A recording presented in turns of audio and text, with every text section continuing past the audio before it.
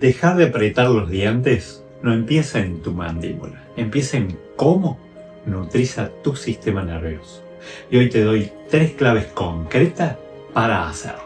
Vas a llevarte un método simple para restaurar tus niveles de vitamina D y darle un respiro a tu cuerpo. Primero, exposición solar de 5 a 20 minutos, con los brazos libres y las piernas también libres, expuestas al sol, con un rayo UV de 3 a 5, no mayor porque es peligroso y no menor porque no va a hacer la transformación de la vitamina D, hasta que la piel se ponga rosadita.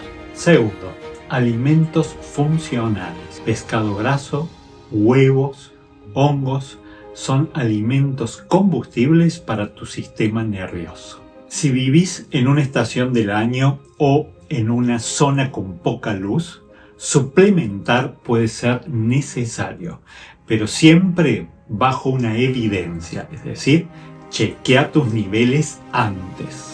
Si esto resonó con vos, acá seguimos desarmando mitos de la salud uno por uno, con ciencia y coherencia.